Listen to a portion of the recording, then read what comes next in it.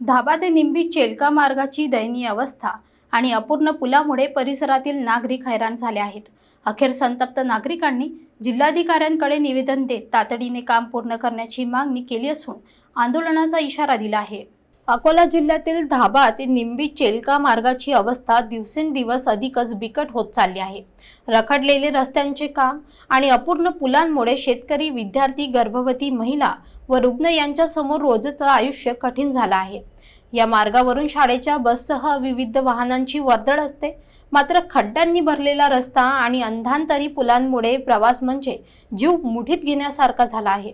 पावसाळ्यात या मार्गाची स्थिती आणखी बिकट होते। रस्त्यावरील वाहतूक पूर्णपणे ठप्प होते आणि कोणत्याही आपत्कालीन परिस्थितीत नागरिकांना हॉस्पिटल गाठणे अशक्य होते। यामुळे या भागातील ग्रामस्थांमध्ये तीव्र नाराजी आहे। गेल्या अनेक वर्षांपासून या रस्त्याचे काम सुरू असून पुलाचे काम तर अजून सुरूही झालेले नाही। वारंवार प्रशासनाकडे तक्रार करूनही ठोस उपाययोजना न झाल्याने अखेर निंबी चेलका, सेवानगर आणि आजूबाजूच्या गावांतील नागरिकांनी जिल्हाधिकाऱ्यांकडे सामूहिक निवेदन सादर केले आहे। या निवेदनात तातडीने रस्त्याचे काम पूर्ण करावे आणि अपूर्ण पुलाचे काम सुरू करून नागरिकांना दिलासा द्यावा अशी जोरदार मागणी करण्यात आली आहे। अन्यथा तीव्र आंदोलनाचा इशाराही ग्रामस्थांनी दिला आहे।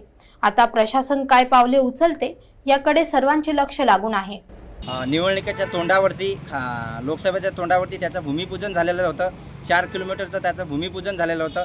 1,06,00,000चं ते सँक्शन झालेलं आहे। पण आजपर्यंत 1200 ते 1400 मीटर त्याचं काम झालेलं आहे। पण बाकीचं काम रखडलेलं आहे। त्या रखडलेल्या कामासाठी आम्ही गावकरी मंडळी, उपसरपंच सदस्य, तंटामुक्ती अध्यक्ष इथं निवेदन देण्यासाठी आलेलो आहोत। लोकांना येण्या जाण्यासाठी त्रास, विद्यार्थी असतील, गर्भवती महिला असतील, यांना खूप त्रास सहन करावा लागतो आणि याच्या अगोदर तिचा ॲक्सिडेंट पण खूप झालेला आहे। अशा लोकांच्या भरपूर समस्या आहे। ही समस्या मार्गे लागावी याच्यासाठी आम्ही जिल्हाधिकारी इथं निवेदन दिलेलं आहे आणि शासनाने याची दखल घ्यावी।